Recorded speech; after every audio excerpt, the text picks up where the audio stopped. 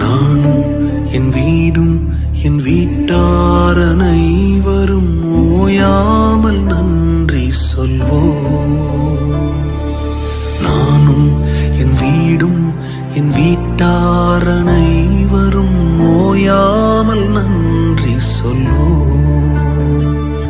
ஒரு கரு போல காத்தீரே நன்றி, என்னை சிதையாமல் சுமந்தீரே நன்றி.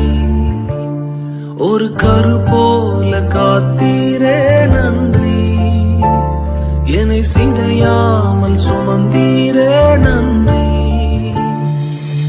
எபினேசரே எபினேசரே, இந்நாள் வரை சுமந்த